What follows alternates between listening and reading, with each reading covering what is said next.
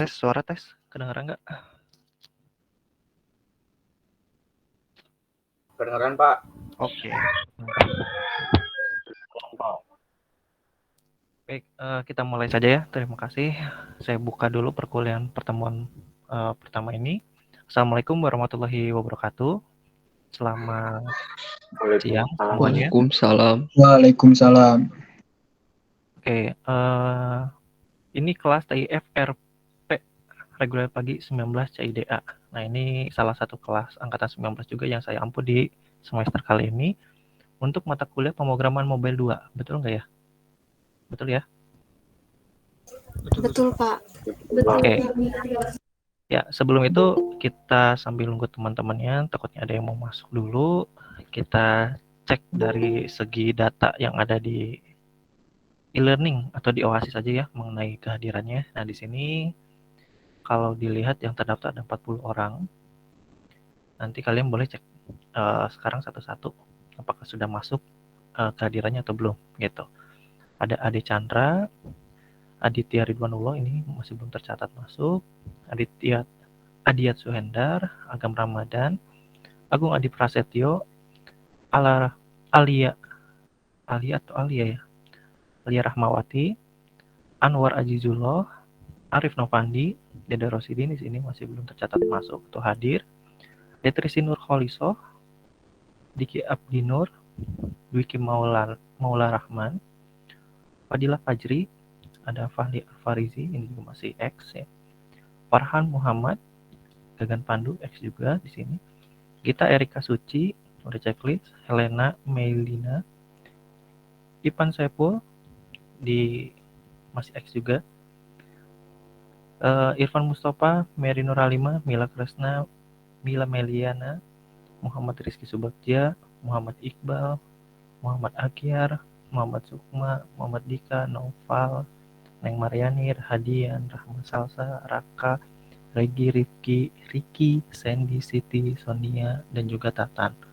Nah, di sini terdaftar sih ada 40 orang. Sedangkan kalau dilihat dari yang hadir di sini ada 38. Itu udah termasuk saya sih. Jadi nanti silahkan dicek kembali aja. Ini tentu saja akan saya reload ya. Takutnya ada yang belum masuk datanya gitu ya, karena nggak real time. Pastikan nama kalian sudah terdaftar di mata kuliah ini. Atau minimal sudah muncul lah. Bagi yang belum muncul, harap diperhatikan mengenai perwaliannya. Tolong dicek kembali perwaliannya, status dengan dosen walinya, bagian keuangan, dan lain sebagainya. Karena udah mulai masuk kehadiran atau nilai kehadiran di setiap pertemuannya gitu. Saya sarankan juga kepada semua yang ada di sini agar setiap perkuliahan tolong dilakukan screenshot layar kalian, screenshot layar PJJ kalian sebagai bukti bahwa kalian sudah melakukan atau mengikuti perkuliahan di setiap pertemuannya gitu. Jadi di backup, dilakukan rutin setiap pertemuannya untuk menghindari hal-hal yang tidak diinginkan di akhir perkuliahan gitu. Jadi biasanya kalau pas mau UAS tuh baru tuh komplainnya banyak segala macam. Jadi kalau ada buktinya itu jauh lebih mudah. Teguh Imanda, sebentar saya cek. Teguh Izin masuk, Imanda. Pak. Ya, apa? Belum terdaftar di sini? Terdaftar, Pak, di absensi, Pak. Di ini aja, screenshot aja sekarang ya, Teguh, dari tangkapan layar. Nanti simpan baik-baik setelah perwalian dan masuk data, boleh lampirkan langsung ke akademik atau ke saya, nanti saya ubah kehadirannya. Jadi pertemuan satunya tetap masuk gitu. Kalau bisa di pertemuan kedua langsung ini ya, langsung udah tercantum di sini gitu. Oke, ada lagi nggak kayak Teguh? Raka Zela nggak bisa akses, coba aja dulu ya Raka, coba aja dulu.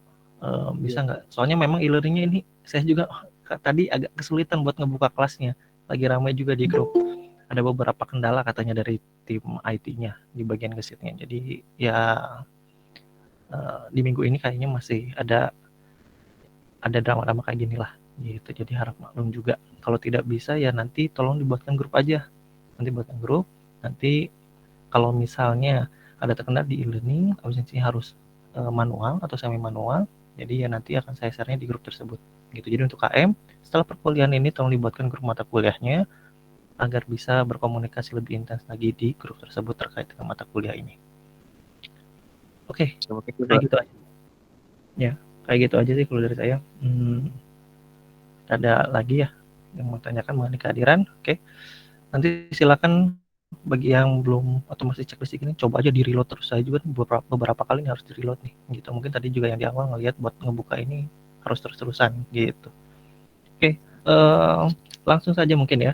Di pertemuan kali ini secara materi dari RPS dan juga pertemuan 1 sudah saya upload di e-learning karena memang ketentuannya sekarang itu wajib via e-learning ya dengan segala kekurangan dan kelebihannya.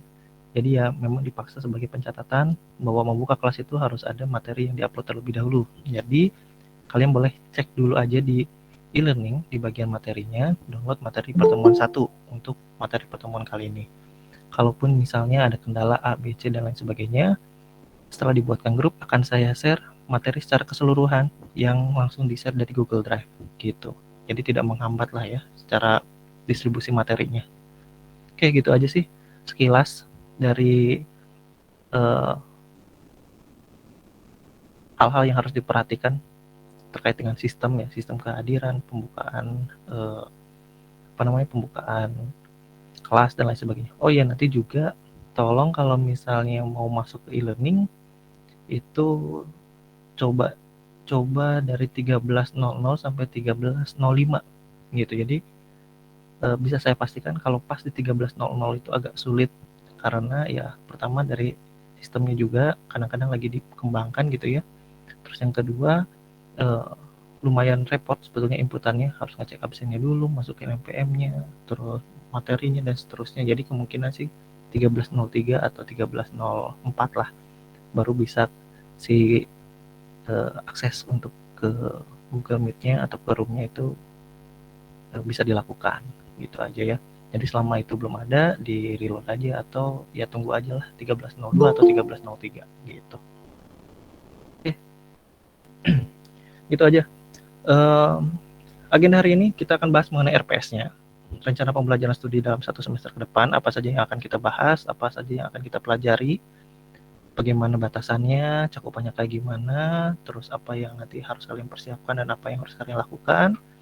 Plus nanti ada sedikit pembahasan mengenai materinya, yaitu pengantar dari pemrograman hybrid itu sendiri. Oke, nah, kenapa kok hybrid enggak mobile? Nah, nanti akan saya jelaskan.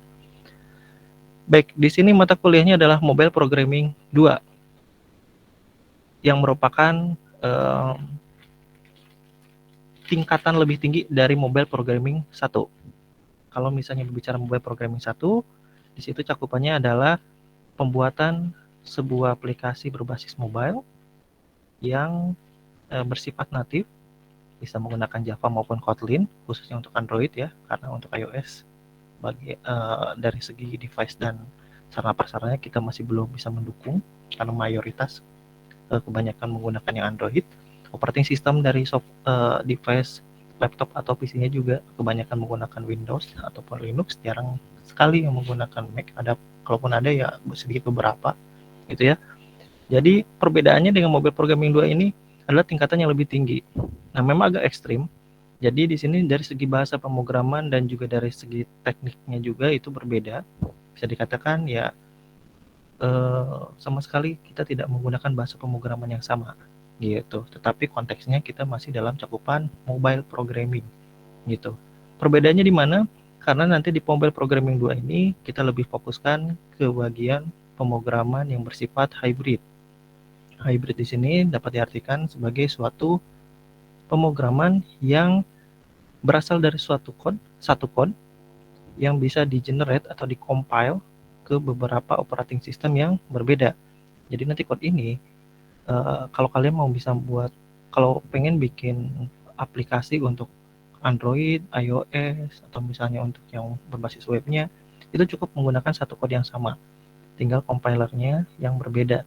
Jadi di sini satu code untuk ketiga operating system tersebut, gitu. Cuma di mobile program ini dibatasi, untuk webnya kita abaikan, jadi fokusnya untuk yang iOS dan juga Android.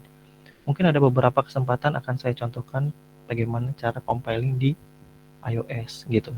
Tapi di sini fokusnya saya akan menjelaskan lebih rinci di bagian sisi Android-nya. Kenapa? Karena kebanyakan mayoritas dan lain sebagainya itu supportingnya itu mayoritas menggunakan Android, bukan iOS gitu.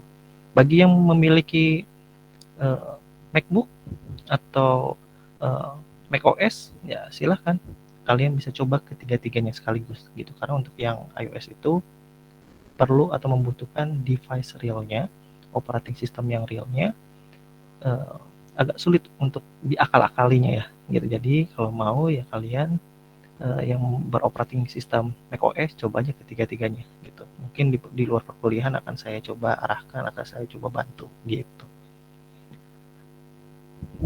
Nah, di sini balik lagi ke WordPress-nya. Di sini ada beberapa pembahasan dari setiap pertemuan yang harus kalian pahami baik-baik. Pertama di sini tools pendukungnya Android Studio atau Visual Studio Code. Kalau berbicara ngomongin pemrograman hybrid, sebetulnya tidak hanya di Android Studio aja, bahkan menggunakan Visual Studio Code juga itu bisa. Kedua-duanya open source gitu. Ini bisa kalian ambil gratis atau download gratis. Cuma kalau ngomongin lebih powerful, ya memang powerful Android Studio. Tapi di sini Android Studio-nya memang agak berat. Kalau ini agak ringan gitu. Terserahlah gimana kalian aja. Mau pakai Android Studio mangga, mau pakai Visual Studio Code juga, mangga silahkan. Tidak akan keberatan.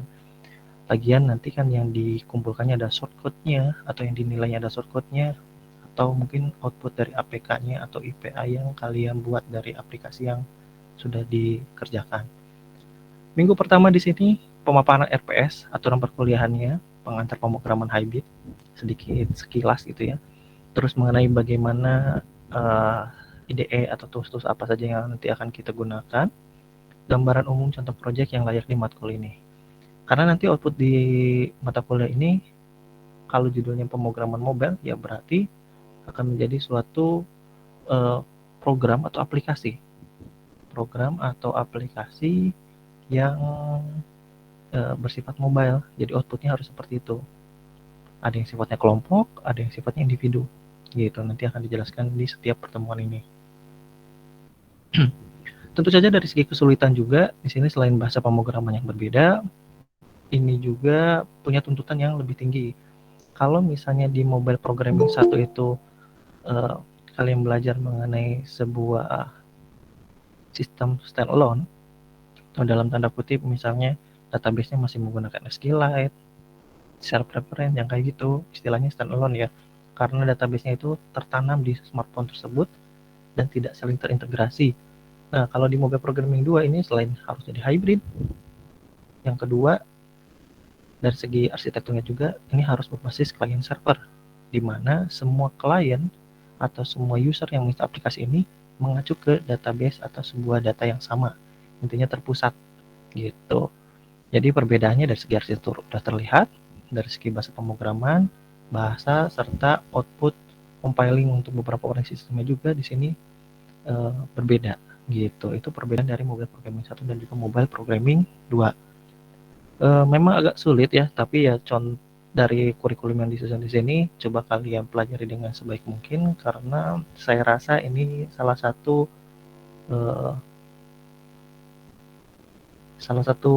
bukan materi ya, salah satu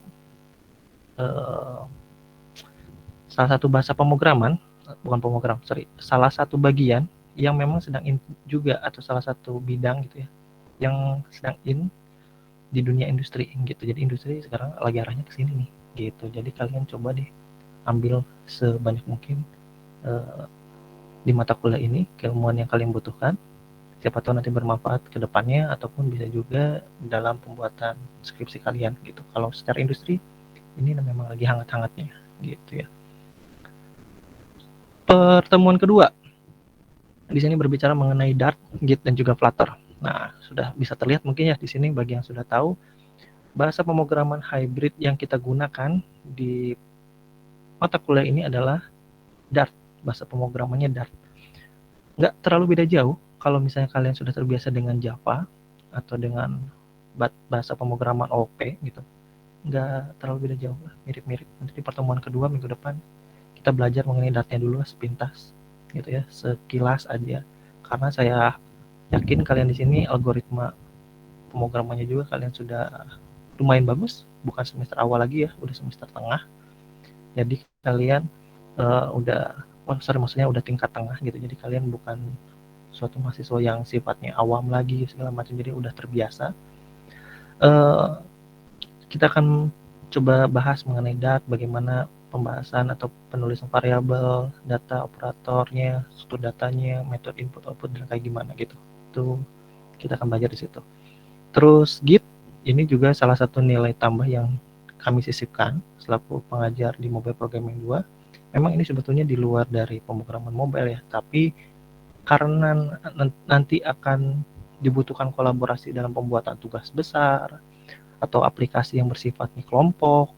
Nah, untuk menghandle dari kolaborasi yang tidak bisa dilakukan secara langsung, apalagi kalau lagi pandemi kayak gini ya, orangnya di mana, proyeknya di mana gitu ya, komunikasinya bisa menggunakan tools Git ini.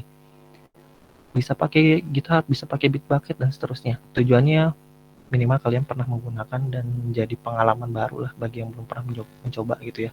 Karena di industri juga ini merupakan salah satu poin yang harus kalian kuasai gitu sebelum masuk ke dunia development. Terus Flutter ini adalah SDK-nya. Jadi kalau ngomongin bahasa pemrogramannya Dart.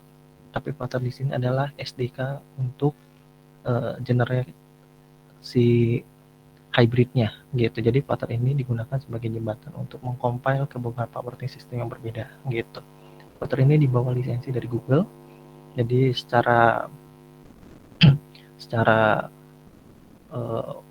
jangka waktu supportnya itu saya rasa masih lama gitu ya, cukup lama dan cukup menjanjikan gitu. Terus di pertemuan ketiga kita membahas mengenai stateless widget dan juga stateful widget. Ini merupakan dua widget yang wajib kalian ketahui di dalam pemrograman hybrid Flutter ini. Terus ada widget dan layouting. Kita akan coba untuk membuat beberapa tampilan dari beberapa widget layouting seperti ada text field, grid view, checkbox dan kayak gitu, standar lah ya. Pertemuan keempatnya berkaitan dengan notification widget. Ini berkaitan dengan menampilkan dialog. Navigator root ini berkaitan dengan komunikasi antar dua page. Terus passing data, mengirimkan dan menerima data dari satu page ke page yang lainnya. Itu di pertemuan keempat. Pertemuan kelima ini e-learning, membuat sebuah aplikasi sederhana.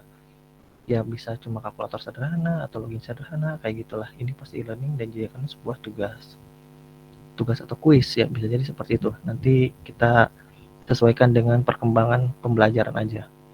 Terus pertemuan keenamnya berkaitan dengan menu. Yang namanya aplikasi pasti harus ada yang namanya menu, entah itu menu yang utama atau yang ada di bawah atau menu drop down dan seterusnya. Pokoknya kita bahas lah. Ada date picker sama time picker. Ini berkaitan dengan tipe data date dan juga time, konversinya kayak gimana, terus gimana cara pengambilan datanya, formattingnya dan seterusnya. Pertemuan ketujuh di sini berkaitan dengan penampilan data yang sifatnya dinamis menggunakan list view dan juga grid view, bisa vertikal, bisa horizontal. Terus UTS di sini kemungkinan besar membuat sebuah aplikasi yang sifatnya individu gitu. Jadi di UTS ini kita masih berbicara kemampuan pribadi dulu atau kemampuan masing-masing. Baru di pertemuan setelah UTS mulai agak dikerucutkan kembali yang diarahkan ke tugas yang sifatnya kelompok gitu. Nah, untuk pertemuan ke-8 di sini dikenalkan mengenai arsitektur client server itu kayak gimana, formatting JSON kayak gimana. JSON ini salah satu format data yang digunakan untuk transfer multi platform ya, atau multi operating system. Multi platform lah, saya lebih tepatnya gitu ya. Misalnya dari web ke mobile, mobile ke web, dan seterusnya. API ini juga sama, untuk mengenerate JSON-nya ya biasanya menggunakan API. Terus ada juga database client server, kalian harus mengetahui apa saja, ada yang sifatnya lokal, ada yang sifatnya juga terpusat gitu. Bahkan di sini disinggung mengenai Firebase. Nanti kita lihat deh kalian lebih condong kemana, nanti saya akan arahkan atau saya akan pilihkan sesuai dengan keinginan kalian. Terus pertemuan 9 di sini berkaitan dengan konfigurasi dan juga test server. Jadi kalau 8 ini kita berbicara mengenai konsepnya, di pertemuan 9 ini ya kita langsung implementasinya, dimulai dari pembuatan. Kalau menggunakan web API ya kita membuat database-nya dulu, membuat web service-nya dulu pakai API, nanti dapat Atau kalau misalnya menggunakan Firebase, kita buat akun di Firebase-nya, setup Firestore-nya, dan juga setup Fire Storage-nya gitu. Ini pilihan. Kalian mau pilih yang API atau pilih yang Firebase, yaitu gimana kalian. Cuma kayaknya di sini karena satu pertemuan, jadi saya bisa memberikan cuma satu pilihan saja gitu. Tapi kalau kalian mau implementasinya nanti menggunakan API, meskipun saya yang diajarkan itu Firebase, ya nggak masalah gitu. Yang penting di sini cakupannya udah client server. Mana? Nah, udah sini. Itu nggak masalah. Nggak jadi masalah ya. Terus pertemuan 10 ini berkaitan dengan CRUD-nya. CRUD data kalau menggunakan web service atau web API itu kita gimana cara buatnya. Kalau pakai web API itu yang paling mudah ya biasa menggunakan bahasa pemrograman PHP gitu untuk link get postnya. Kalau misalnya Firebase ya kita setup dulu si project kita, terus disambungkan dengan beberapa kredensial yang ada di Firebase-nya. Terus di sini ada responsi tugas besar 1. Jadi untuk pertemuan 10 dan juga sampai pertemuan 14 itu ada tambahan yang namanya responsi tugas besar 1 atau responsi tugas besar. Ini tujuannya apa? Untuk memantau progres dari tugas besar kalian yang ada di yang sudah dirumuskan dengan kelompok kalian. Gitu. Jadi di sini udah mulai diminta progres perkembangannya kayak gimana gitu. Mulai dari judulnya dulu atau kayak gimana gitu. Ya lebih bagus sih kalau bisa ya sebelum pertemuan 10 kalian udah terbentuk kelompok dan sudah tahu mau membuat apa. Bahkan minggu depan kalau misalnya ada yang udah mau mengajukan judul itu silahkan. Itu jauh lebih baik. Pertemuan 11-nya di sini berkaitan dengan upload dan download file. Upload dan juga download file ini berbeda dengan CRUD. Karena di sini adalah transfer dari filenya dan juga download dari filenya. Kalau menggunakan web API nanti dijelaskan pakai multi-port request. Kalau misalnya di Firebase menggunakan Firebase Storage untuk proses upload dan juga downloadnya. Ada responsi 2 juga di sini, melakukan progres juga, revisi arahan dan seterusnya. Pertemuan 12 ini berkaitan dengan e-learning. E-learningnya di pertemuan 5 dan juga 12. Di e-learning pertemuan 12 ini adalah build project APK dan IPA. IPA itu sebetulnya installer untuk yang iOS, APK yang untuk Android. Atau sekarang yang lagi terbaru bukan APK ya, app project atau apa ya, saya lupa lagi tuh. Itu yang lebih disarankan gitu. Jadi untuk Android bisa kedua jenis file berbeda.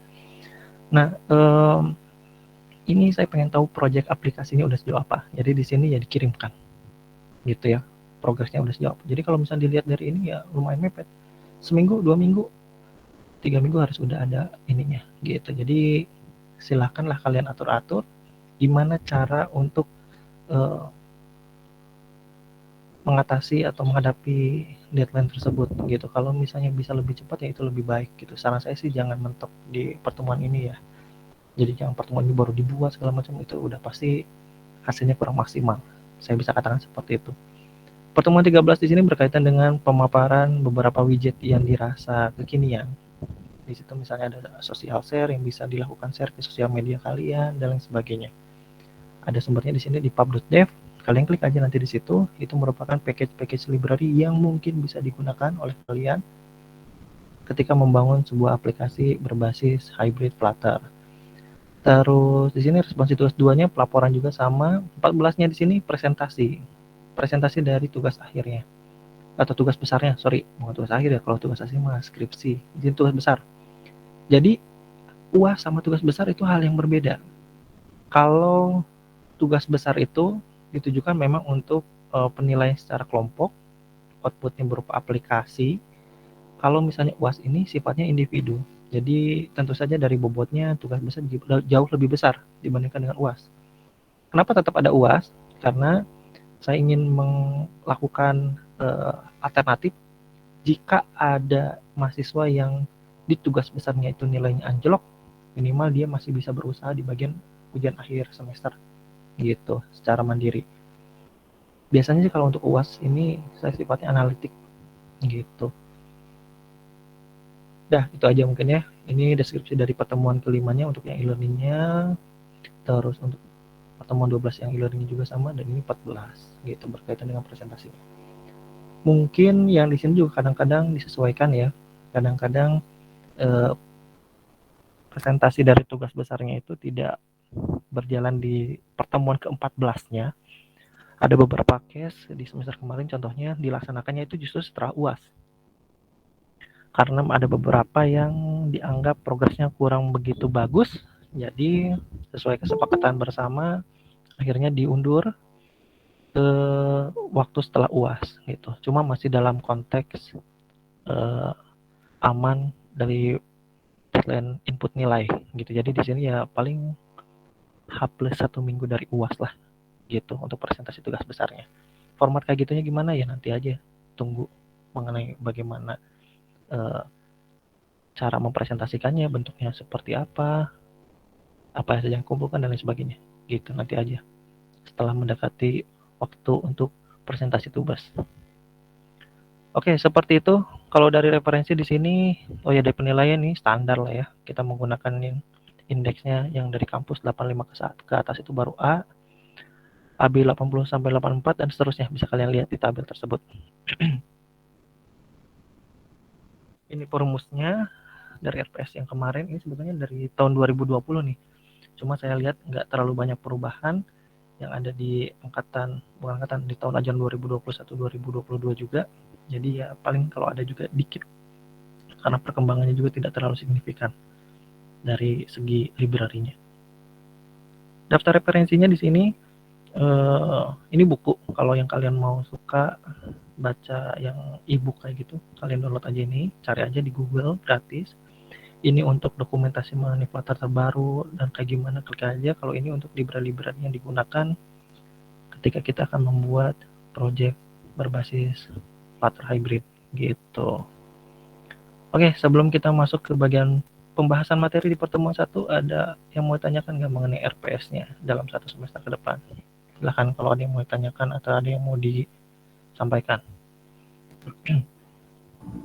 Pak, izin masuk Pak. Izin Silakan. juga. Kenalkan dulu sebelum saya. Silakan Agam. Jadi gini Pak, aku kan pakai Android Studio. Ya. Nah, si emulatornya tuh nggak ke download Pak, bisa dibilang downloadnya tuh belum full gitu. Kayak saya gitu. Jadi pas lagi operation system itu kadang dia error sendiri Pak, sama dia nggak jalan gitu. Nah itu kalau buat Android Studio bagusnya diinstal kembali atau gimana ya Pak? Oke, baik, pertanyaannya cukup bagus ya, lebih ke teknis sebenarnya. Baik, saya akan coba jawab. Agam Ramadan, gini Gam, kalau misalnya menurut pandangan saya pribadi, ketika kita berbicara dari pemrograman mobile, entah itu yang natif maupun yang hybrid, usahakan jangan menggunakan emulator gitu, langsung aja ke device-nya colok gitu kalau memang ada device Android-nya. Kenapa? Karena kalau pakai emulator itu si emulatornya aja dia memakan memori RAM dari si PC atau laptopnya juga lumayan besar.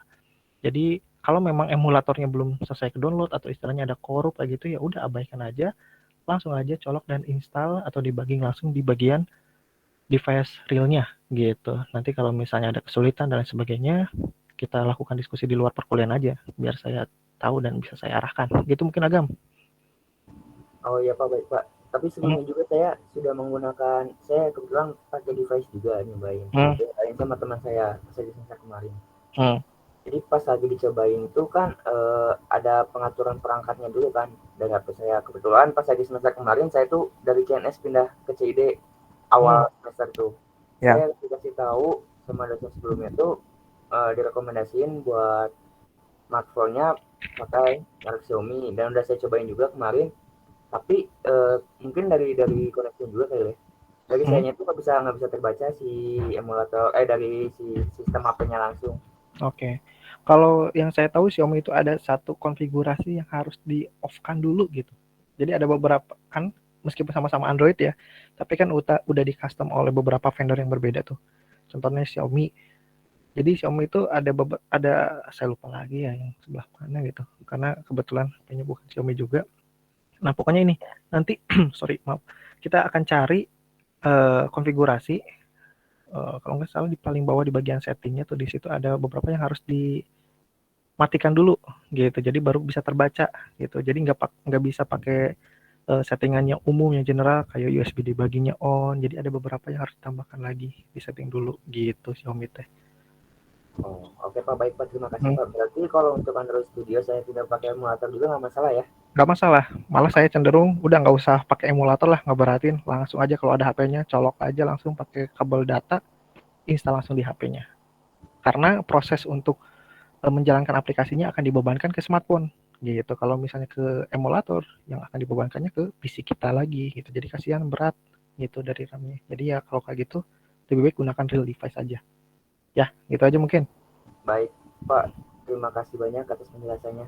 Oke, gitu aja Gam. Nanti kalau misalnya ada kendala teknis segala macam, kabari aja. Kemungkinan kan minggu depan kita buat project tuh ya. Udah buat project Hello World. Jadi ya kalau bisa dicobain dulu di rumah. Kalau misalnya ada kendala segala macam setelah perkuliahan atau di luar perkuliahannya, adakan aja sesi, nanti akan saya coba bantu arahkan gitu. Oke. Baik Pak Andri, terima kasih Pak. Ya, sama-sama. Ada lagi yang mau tanyakan? Pak, izin bertanya Pak. Ya, Mary silakan. Mengenai tools Pak, kan kebetulan ini saya menyampaikan juga dari teman-teman yang lain. Kebetulan kan laptopnya itu ada yang gimana ya, kayak gak kuat gitu Pak kalau misalkan pakai Android Studio itu. Soalnya kebetulan semester kemarin waktu Mobile 1 itu diwajibkan sama dosennya itu harus pakai Android Studio Pak. Jadi kita belum pernah pakai tools yang lain gitu Pak. Jadi takutnya kebingungan gitu pas bisa pakai yang lain itu gimana Pak? Apa kita nanti bakalan ada kesepakatan harus pakai yang mana gitu Pak? Soalnya kalau Android Studio emang berat gitu Pak. Oke. Baik, memang Android Studio itu berat, tapi kalau dilihat dari powerful-nya itu lebih powerful dibanding yang lain karena kan dia IDE resmi yang dikeluarkan oleh Google gitu ya. Jadi langsung dia dipantau dan langsung diupdate sesuai dengan kebutuhan. Gini, yang pertama saya mau jawab dulu mengenai device yang kurang support gitu. Nah, sebetulnya saya pengen hal yang lebih detail lagi sih. Device yang tidak support itu maksudnya di sisi apanya? Kalau yang saya pelajari atau yang saya tahu di bagian programming itu sebetulnya yang paling mencolok itu di bagian RAM-nya. Jadi kalau misalnya berkaitan dengan prosesor, saya rasa prosesor yang lama juga nggak terlalu signifikan lah dibandingkan dengan kapasitas RAM. Karena kapasitas RAM itu ya berfungsi sebagai handling si memori sementara yang sedang berjalan gitu. Jadi kalau misalnya buka IDE, buka Chrome yang kayak gitu ya langsung habis sama RAM tersebut, si RAM-nya gitu. Jadi untuk spesifikasinya kalau yang saya tangkap sih memang di situs resminya itu minimumnya 4 GB. Cuma ya saran saya coba dari sekarang di-upgrade atau misalnya coba nabung untuk upgrade RAM-nya ke 8 GB deh gitu. Kalau misalnya ada yang ke 16 GB itu lebih bagus lagi. Intinya gitu.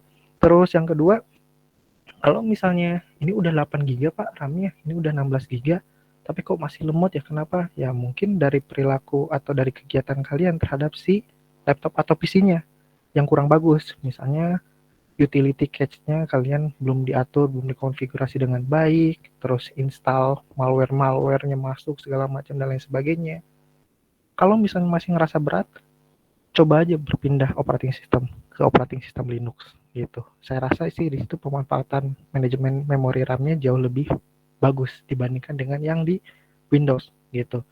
Jadi contohnya gini, kalau RAM-nya 4 GB ya jangan dipaksa-paksain harus pakai Windows 10 atau coba Windows 11 gitu. Jadi RAM-nya habis sama operating system aja gitu. Kalau yang lainnya pasti nggak ada tempat lagi. Apalagi kalau buka Chrome, udah makin nge-lag nggak jelas gitu. Jadi kalian harus mulai bijak sekarang memilih mana tools dan juga operating system yang akan kalian gunakan untuk kedepannya gitu. Kalau misalnya benar-benar tidak support ya coba nabung-nabung upgrade lagi si laptopnya atau komputernya. Untuk upgrade ya nggak usah beli yang mahal, yang baru-baru, enggak juga, banyak kok yang bekas-bekas yang memadai yang masih bisa. Kalau mau konsultasi ya silahkan lah, saya membuka juga untuk masalah konsultasi kayak gitu. Cuma ya beli sendiri gitu. Jadi saya tidak jadi perantara atau calo, enggak lah. Paling saya coba bisa ngasih tahu, oh ini spesifikasinya lebih bagus ini, A, B, C kayak gitu. Salah kaprah juga kalau misalnya ngomongin informatika itu spek yang dibutuhkan komputer atau PC-nya itu spek gaming. Nah itu sebetulnya salah kaprah juga, karena untuk VGA kita nggak terlalu banyak bermain di situ. Jadi bermainnya banyaknya di prosesor dan juga di RAM gitu. Jadi bedakan antara, sekarang kan udah muncul istilah ya laptop multimedia dengan laptop programming. Nah itu berbeda gitu. Kalau multimedia mungkin lebih tipis, tetapi dari segi segala macamnya itu sangat terbatas. Kalau untuk informatika atau programming biasanya lebih bisa fleksibel untuk upgrade-nya gitu. Perlu diingatkan juga di informatika ini sering saya sampaikan setiap kelas yang saya ampuh, bahwa laptop atau PC itu merupakan modal utama di informatika gitu, yang wajib kalian miliki dan wajib kalian gunakan gitu. Jadi ini tuh bukan kewajiban ya, hal utama yang harus kalian miliki. Karena kalau misalnya kalian tidak memiliki device yang memadai, pasti kedepannya kalian akan kerepotan, entah itu ketika membuat skripsi, HP, dan lain sebagainya. Karena semakin ke sana ya semakin besar juga di device atau requirement yang dibutuhkan gitu. Jadi mulai dari sekarang coba deh ditabung-tabung dulu, atau boleh pinjam punya temannya atau saudaranya yang selama perkuliahan ini berlangsung, minimal kalian bisa nyoba dan mengikuti gitu. Khawatirnya kalau kalian benar-benar istilahnya apa ya, tak acuh atau mengabaikan, ya udahlah nggak ada device-nya, saya nggak bisa nyobain. Nah kalau kayak gitu sih saya khawatirnya kalian tidak bisa mendapatkan apapun di mata kuliah ini atau di mata kuliah nanti yang akan datang gitu. Itu sih ya mungkin untuk siapa tadi tuh namanya, lupa. Mary ya. Nah gitu Mary. Sebetulnya saya juga ada nemu sih ada beberapa, bukan satu, ada sih satu situs, dia kayak bisa menjalankan Flutter compiler secara online juga gitu. Membutuhkannya cuma web browser aja, cuma ya lebih repot. Tapi kalau untuk yang basic-basic kayaknya bisa kalian coba. Tapi nggak tahu ya sekarang udah gratis atau masih gratis atau berbayar. Nanti saya share deh, buat aja grupnya, nanti minggu depan saya akan share link tersebut gitu. Jadi banyak cara sebetulnya untuk bisa mengikuti mata kuliah ini. Gak usah yang terkendala device, bisa coba tools tersebut gitu. Makanya untuk yang tugas besar ini sifatnya kelompok, karena harapannya kalian bisa saling mengisi gitu. Ada yang memiliki device yang memadai, ditambah juga ada masukan atau kemampuan yang kalian miliki juga, jadi saling mengisi lah gitu. Kalau sifatnya individu sih saya rasa juga agak sedikit tidak imbang gitu, memaksakan kalian. Jadi saya mengerti atau kami mengerti mengenai realita apa yang kalian alami. Maka dari itu secara FPS silabus juga udah disesuaikan sebenarnya gitu. Tinggal kalian aja coba untuk beradaptasi atau enggak gitu ya. Nanti untuk masalah teknis dan sebagainya, kalau ada yang merasa belum puas gitu ya untuk didiskusikan, kita diskusi di luar perkuliahan aja gitu ya. Oke, ada lagi? Cukup? Terima kasih Pak. Oke, sama-sama. Kalau tidak ada, kita lanjut ke bagian pemaparan aja ya, biar cepat. Oke, sudah muncul di layar kalian slide-nya? Sudah ya? Oke. Di sini pembahasannya mengenai pengantar pemrograman hybrid informatika mobile programming 2. Nah, materi yang akan disampaikannya terkait dengan seputaran RPS-nya tadi udah disampaikan ya. Terus aturan perkuliahan daring, ini sebetulnya lebih ke peraturan tertulisnya aja lah gitu. Terus ada pengantar pemrograman hybridnya kayak gimana, bagaimana setup tools IDE dan lain sebagainya. Terus ada contoh project di tugas besar yang bisa kalian coba pikirkan dan coba pahami baik-baik cakupannya itu udah sejauh itu gitu ya, yang bisa diterima menjadi tugas besar nanti di mata kuliah ini. RPS-nya ini saya skip aja karena udah. Aturan perkuliahan atau aturan PJJ ya. Dari media yang digunakan di sini, medianya bisa PowerPoint, PPT, terus Word atau Doc atau DocX atau PDF, terus berupa video, bisa berupa video YouTube atau berupa video rekaman recording biasa. Untuk classroomnya di sini menggunakan Google Meet atau Zoom sesuai dengan kondisi saja. Distribusi filenya di sini menggunakan sistem yang ada di e-learning SCTB, Google Drive, Git atau Trello. Google Drive ini biasanya untuk yang project karena tidak bisa atau karena ada keterbatasan untuk mengupload di e-learning, jadi biasanya alternatifnya saya upload di Google Drive saya pribadi, nanti kalian bisa share langsung download dari situ. Atau juga bisa pengumpulannya kalian upload ke Google Drive masing-masing, nanti dikumpulkan link untuk mendownloadnya, bisa juga seperti itu. Terus Git untuk kontribusi atau kolaborasi dari segi projectnya, Trello untuk non teknisnya.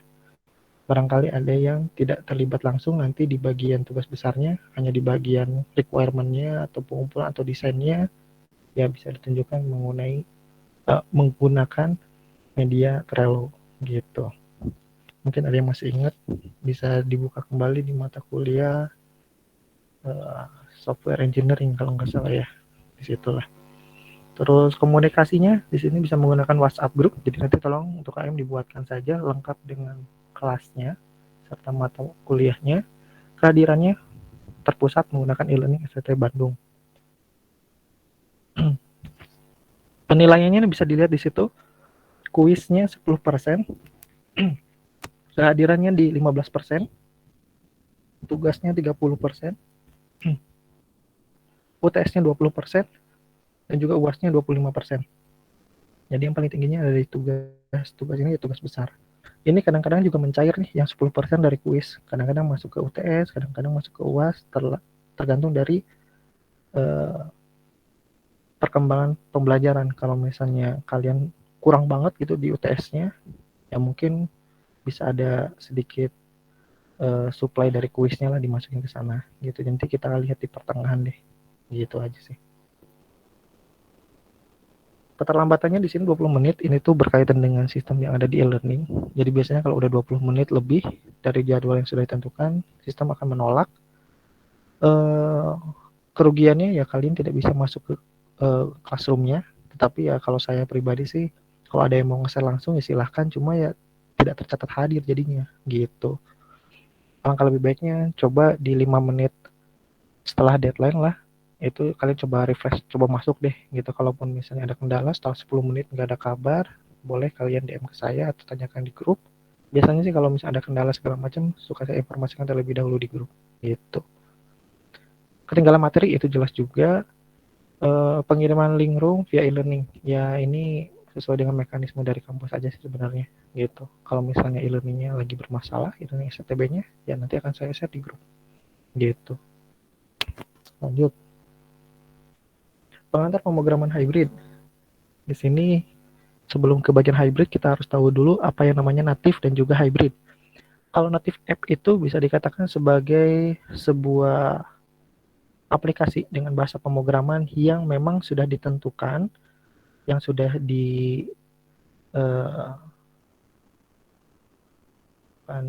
bukan dilegalisasi ya, yang sudah ditetapkan ya, yang sudah ditetapkan oleh si providernya. Kalau misalnya Android itu ya pasti Java XML atau kalau enggak Kotlin XML, karena memang Google menyediakannya untuk pembuatan natifnya itu ya kedua bahasa pemrograman tersebut. 3, Java, Kotlin, XML. Itu XML juga bahasa pemrograman, nggak bisa kita abaikan gitu. Kalau untuk iOS itu Objective-C atau Swift, cuma ya Objective-C itu udah agak jarang digunakan, larinya sekarang mainnya ke Swift gitu ya, sama kayak Java atau Kotlin lah, trennya banyaknya sekarang ke Kotlin gitu. Native F juga biasanya bahasa pemrograman tersebut untuk operating system itu juga gitu ya, atau tertentu saja. Jadi kalau ngomongin Java sama Kotlin ya itu untuk Android, nggak mungkin untuk iOS gitu. Sama juga iOS, Objective-C sama Swift nggak mungkin untuk Android, pasti itu hanya untuk iOS saja gitu. Nih penjelasan yang tadi mungkin ya. Jadi iOS development itu gambaran grafiknya. Bahasa pemrogramannya ada 2. Ini yang natif ya. Android development ada 2 juga, Java, Kotlin. Mungkin satu lagi sebenarnya XML. Sedangkan hybrid app ini apa? Hybrid ini adalah sebuah aplikasi yang menggunakan bahasa pemrograman yang memang bisa didistribusikan atau dikompil istilahnya ya ke beberapa platform yang berbeda dengan bantuan SDK tentunya. SDK-nya SDK native. Nah, di sini contohnya jadi si bahasa pemrograman tersebut itu cuma satu ya, dibuatnya satu code tapi bisa di-generate ke Android, ke iOS dan lain sebagainya. Karena kalau ngomongin Flutter juga nggak cuma Android sama iOS aja, bahkan ke web juga bisa gitu. Cuma webnya kita abaikan lah karena tidak termasuk ke ranah mobile programming. Karena web itu kan membutuhkan browser ya sebagai perantaranya, sedangkan mobile kan enggak in-app gitu. Jadi lebih simpel sebenarnya. Kalau ada perubahan ya kita ubah di code-nya aja. Nanti yang Android sama iOS juga akan menyesuaikan gitu. Bisa dipastikan tampilannya juga sama. Itu kelebihan dari hybrid dibandingkan dengan yang native. Contoh beberapa hybrid app development yang pada awal kemunculannya lumayan booming nih. Di antara ini ada React Native, Xamarin, sama Ionic ini yang paling jadul kalau nggak salah ya. Yang paling jadul. Kalau dari teknologinya ini bisa dilihat dari arsitekturnya. Native app itu langsung dari aplikasinya direct berkomunikasi ke operating system atau device-nya itu sendiri. Sedangkan kalau yang di hybrid itu yang di tengah, dia dibungkus dulu pakai native wrapper app. Jadi nanti aplikasi kita itu atau codingan yang ada di hybrid itu nanti akan di wrapping dulu. Kalau ke Android berarti di wrapping ke Android. Kalau misalnya ke iOS dia nanti akan di wrapping juga ke iOS sesuai dengan native-nya gitu. Baru komunikasi ke operating system atau device-nya gitu. Kalau yang web browser atau web app, nah ini aplikasinya atau sistemnya itu membutuhkan bantuan web browser. Gak mungkin kita mengakses sebuah web tanpa adanya Chrome, tanpa adanya Mozilla, tanpa adanya Microsoft Edge, dan lain sebagainya gitu. Makanya agak sedikit berbeda platformnya kalau kita menggunakan web app ini. Maka dari itu web app-nya akan kita abaikan dulu deh. Gitu. Kita fokusnya hybrid mobile dulu. Kelebihan dan kekurangannya apa? Nah, di sini bisa kalian lihat, saya akan memberikan beberapa garis besarnya saja. Kalau untuk yang natif itu tentu saja pro-nya atau kelebihannya itu dari segi performance-nya pasti lebih bagus. Karena dilihat dari arsitekturnya juga dia langsung berinteraksi dengan OS-nya ya. Terus dari segi up to date-nya mengenai fitur-fitur baru, ada sensor-sensor baru, natif itu biasanya lebih cepat. Karena ya namanya juga bahasa aslinya ya. Jadi dia pasti mendapat dukungan yang penuh dan pasti mendapatkan pembaharuan yang terlebih dahulu dibandingkan dengan yang hybrid gitu. Misalnya ada sensor pendeteksi telinga atau sensor pendeteksi hidung misal gitu. Nah pasti yang natif itu duluan diimplementasi atau duluan dikenalkan. Kalau yang hybrid ya pasti nunggu dulu karena kan dia harus ada penyesuaian agar bisa di wrapper ke natif bahasa pemrograman operating system tertentu gitu. Terus kekurangannya kalau natif apa? Itu membutuhkan biaya dan juga waktu yang lumayan besar. Nah, lumayan besar di sini sebetulnya lebih ke industri aja sih. Kalau misalnya kita sebagai kepala project atau kepala sebuah perusahaan IT menginginkan membuat sebuah aplikasi A yang nanti akan dirilis di App Store dan juga di Play Store, yang satu iOS yang satu Android, itu ya kalau menggunakan pendekatan natif ya berarti kita harus meng-hire 2 orang programmer natif untuk Android dan juga natif untuk iOS. Misalnya ya kita gajinya 2 orang lah gitu ya. Dari segi waktunya juga pasti lebih lama. Apalagi kalau misalnya kita pengen tampilannya sama persis atau semirip mungkin. Karena ada keterbatasan kadang-kadang di iOS nggak bisa nih tampilannya kayak di Android, begitu juga sebaliknya gitu. Jadi secara waktu dan juga biaya yang dibutuhkan pasti lebih mahal kalau yang menggunakan pendekatan natif. Kalau yang hybrid langsung aja di sini ya kelebihannya. Hybrid itu kita cukup meng-hire 1 orang aja. Gitu, 1 orang yang bisa menghandle 2 operating system tersebut. Jadi kalau misalnya ada 1 code, ya udah kita tinggal ubah nanti di-generate, di-compile ke 2 operating system yang berbeda gitu. Jadi secara ininya waktu yang dibutuhkan, terus biaya yang dikeluarkan pasti lebih murah dibandingkan dengan yang natif. Makanya sekarang di tren ini 2020, 2021 itu orang itu pada nyarinya programmer hybrid dibandingkan dengan yang natif gitu. Itu mah kebutuhan industri aja sih. Karena kedua-duanya juga sebetulnya sama-sama dibutuhkan. Tergantung dari kebutuhan si project manajernya gitu. Makanya alangkah lebih baiknya kita kalau jadi project manager itu harus tahu mana yang dirasa dibutuhkan, mana yang dirasa belum terlalu dibutuhkan gitu. Intinya di sanalah, jangan pengen terlalu up to date, pengen yang terbaru-terbaru, tapi salah ngambil kebijakan jadi sifatnya fatal gitu. Karena keduanya juga sebetulnya memiliki kelebihan dan kekurangan masing-masing. Terus kontranya atau sisi negatifnya dari hybrid ini apa? Ini kalau dari ini poin yang 2 sih di situ, yang dependent on internet connection. Jadi yang namanya hybrid ini, kalau kalian ngerasa di native itu butuh up to date library yang cukup cepat, di hybrid ya lebih dari itu gitu. Jadi di hybrid itu harus terkoneksi ke internet yang selalu mengecek keterbaruan dari library yang digunakan, versi Flutter yang digunakan, versi Dart yang digunakan, dan lain sebagainya gitu. Sepengalaman saya kalau misalnya kita udah membuat sebuah aplikasi yang rilis di Play Store atau di App Store, misalnya menggunakan hybrid, katakanlah 6 bulan yang lalu gitu ya, terus kita buka lagi projectnya, dan kebetulan kita sudah mengupdate dengan versi terbaru, wah itu perubahannya cukup banyak gitu. Jadi langsung harus diupdate lagi, harus disesuaikan kalau mau gitu. Sangat cepat perubahannya gitu. Bahkan nge-update satu library kadang-kadang efek ke yang lain. Itu juga sering terjadi seperti itu. Maka dari itu kekurangan dari hybrid ya di situ. Karena kan kita harus bisa menghandle kebutuhan dari dua operating system yang berbeda. Jadi kalau misalnya di iOS itu ada perubahan A, hybrid ini harus tahu, harus menyesuaikan. Kalau ada perubahan di Android, hybrid juga harus tahu gitu. Jadi bisa menghandle keduanya gitu. Kalau yang kemarin di Android aja cukup keteteran, di hybrid pasti untuk up to date dari library kayak gitunya juga dia pasti lebih tinggi lagi. Ini top 5 hybrid app development framework yang harus diketahui di 2020. Tahun kemarin sih datanya sebenarnya. Di situ ada React Native, Flutter, Ionic, Xamarin, ini PhoneGap kalau nggak salah ya. Itu jadul banget PhoneGap. Nah ini dua teratasnya ini yang sedang bersaing di dunia industri, yaitu bagian React Native dan juga Flutter.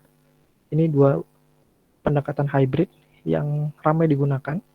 React Native itu di bawah lisensi Facebook, Flutter dari Google. Ya keduanya merupakan perusahaan yang besar gitu. Jadi bisa dikatakan ya kalau kita mau belajar salah satu, lumayan lah, nggak terlalu pendek umurnya gitu. Jadi pasti disupport dan juga komunitasnya cukup bagus gitu.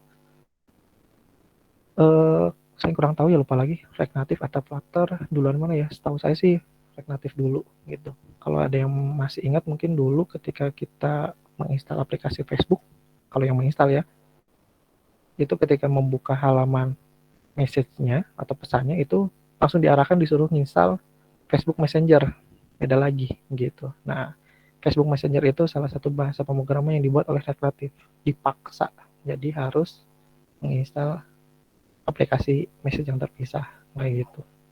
2014-an lah kalau nggak salah, 14 atau 15-an gitu, apalagi lah di sekitar situ. Kalau Flutter ini dari Google, bahasa pemrogramannya yang nanti akan kita pelajari adalah Flutter ini, library SDK Flutter dengan bahasa pemrograman Dart. Ini pakainya Dart. Kalau ini React.js gitu, React Native JavaScript. Ya next, ini perkembangannya.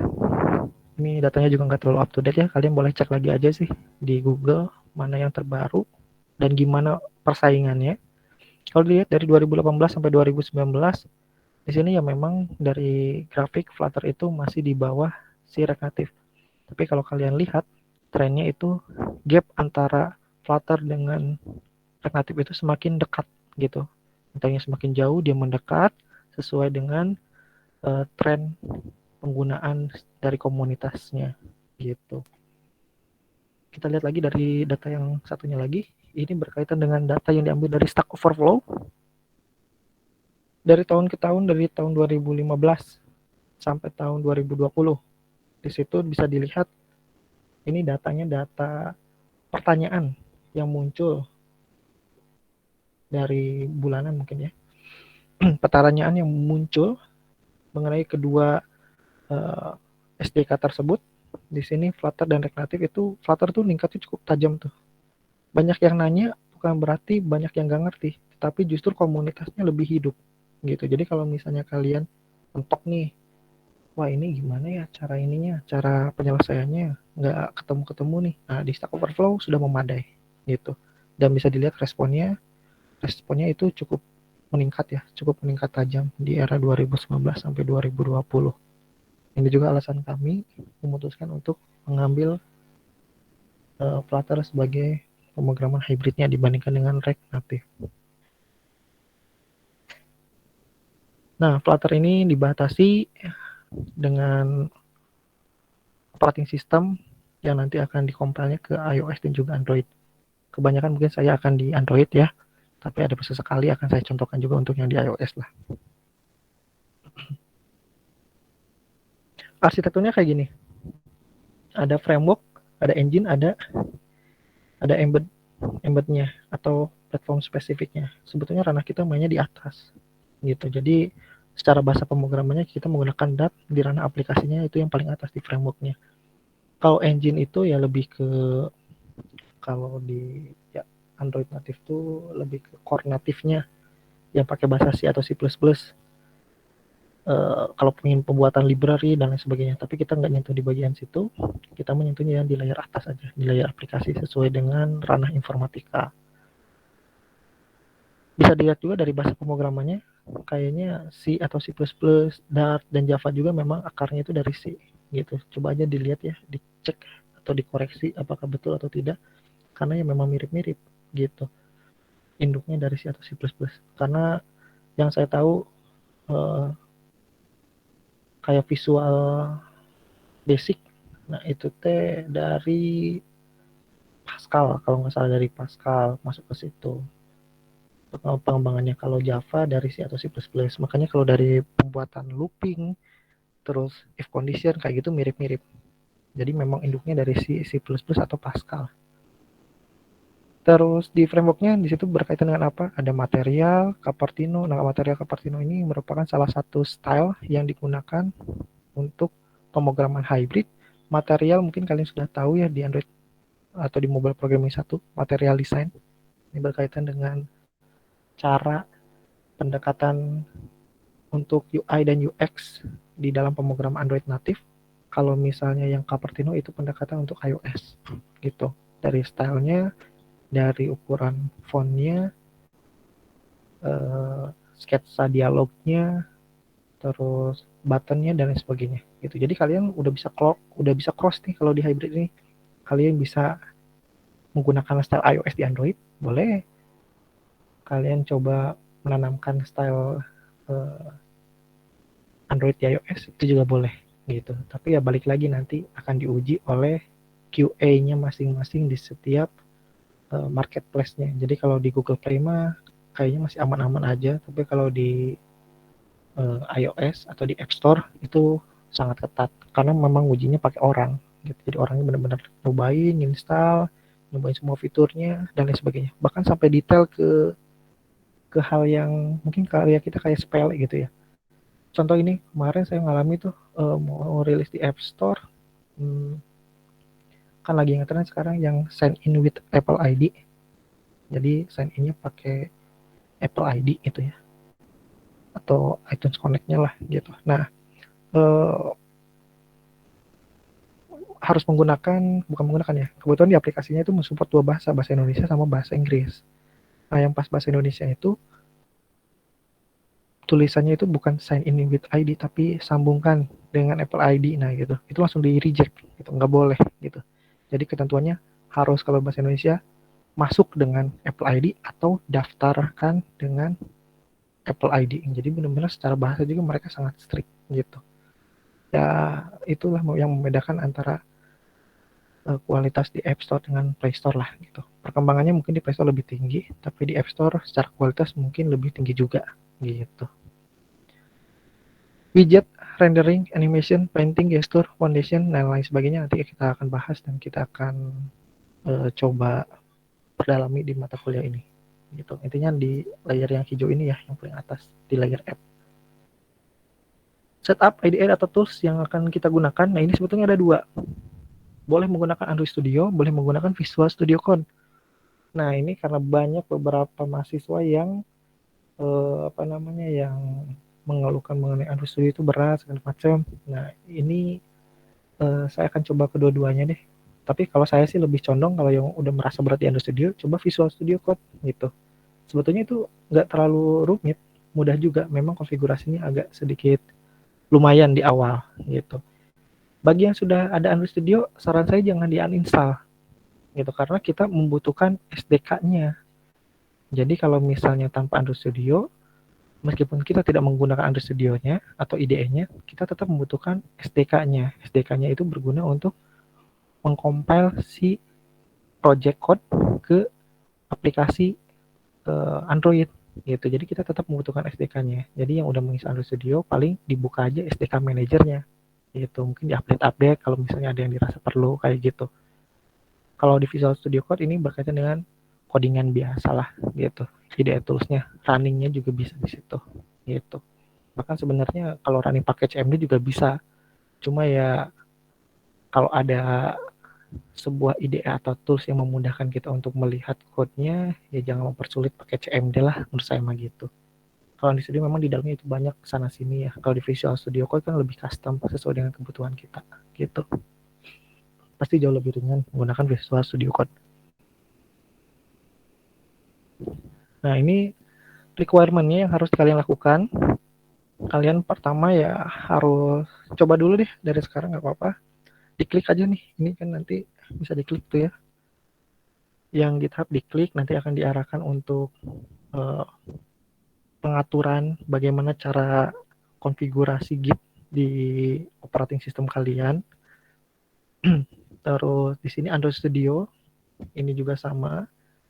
Yang dibutuhkannya sebetulnya cuma ininya aja sih, cuma SDK-nya aja sebenarnya.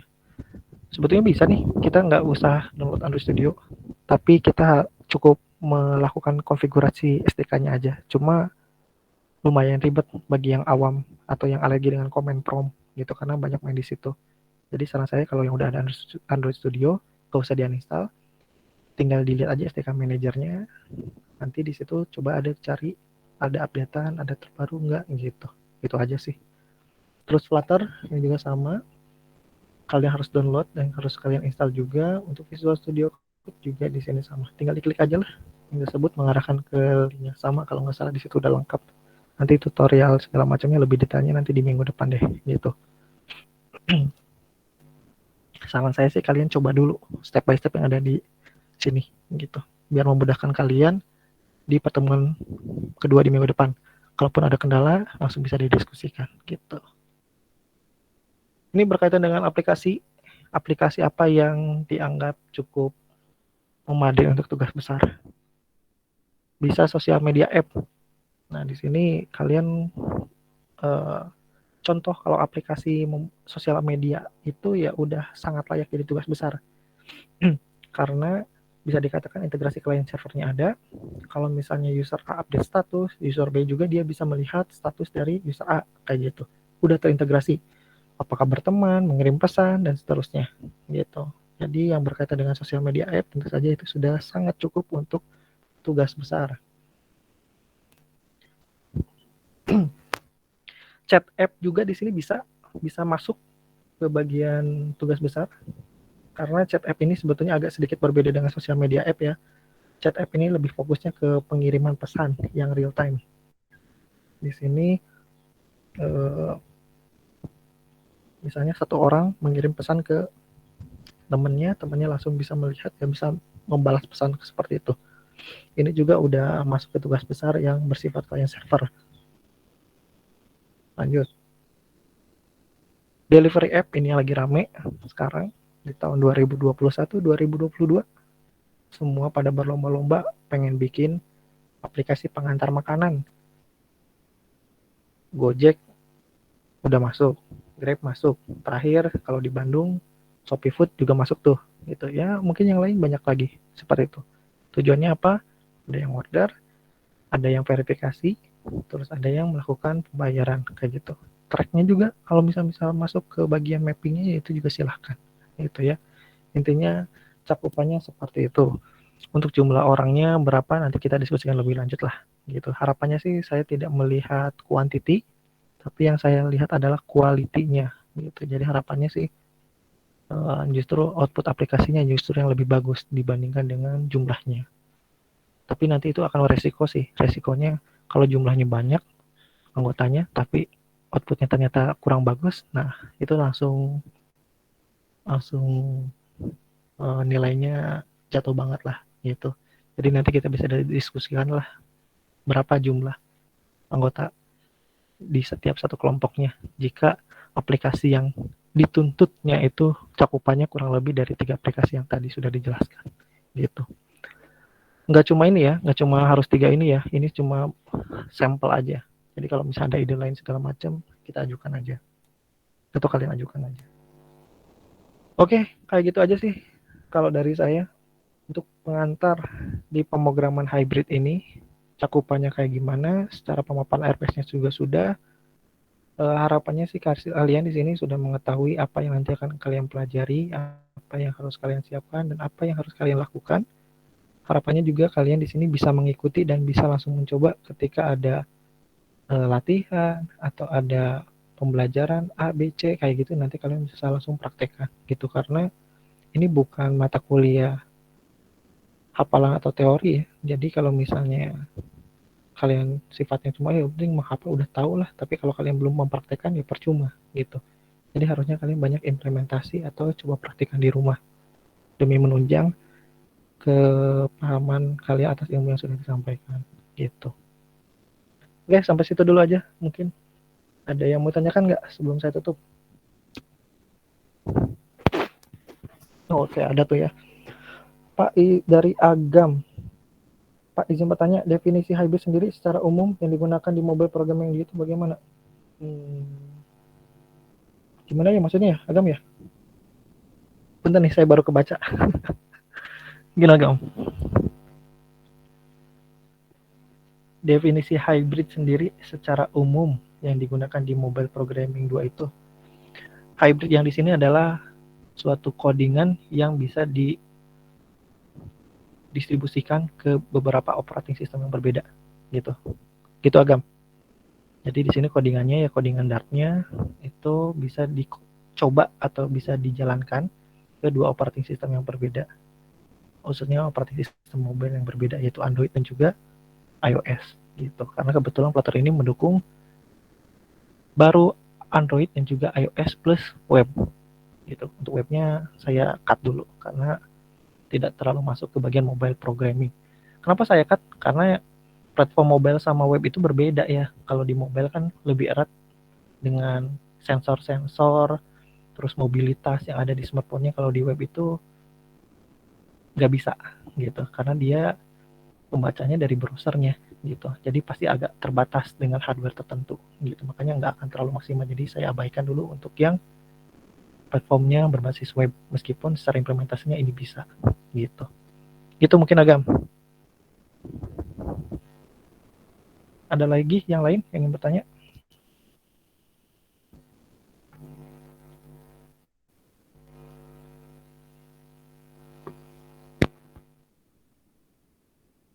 Cukup ya?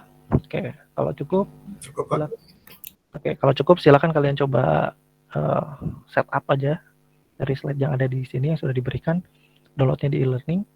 Coba dilakukan setup dulu minimal ketika buka CMD terus mengetikkan Flutter Doctor. Nah, di situ udah muncul semua informasinya dengan benar.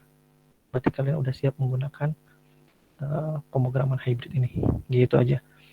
Baik, terima kasih semuanya. Saya rasa juga udah terlalu panjang lebar gitu untuk pertemuan awal. Mungkin itu yang bisa saya sampaikan di pertemuan kali ini. Sampai ketemu di pertemuan berikutnya. Saya ingatkan kembali, tolong untuk KM-nya di-invite aja nomor saya ke grup mata kuliah yang kalian buat. Di situnya semuanya masuk ke situ biar informasinya terpusat ya. Kalau ada apapun segala macam ya bisa dikabarkannya di situ tanpa harus direct message pribadi. Minggu depan kita akan coba langsung praktek. Gitu aja. Terima kasih semuanya yang sudah bergabung hari ini. Kurang lebihnya saya mohon maaf. Wassalamualaikum warahmatullahi wabarakatuh. Waalaikumsalam warahmatullahi wabarakatuh. Terima kasih, Pak. Ya, sama-sama.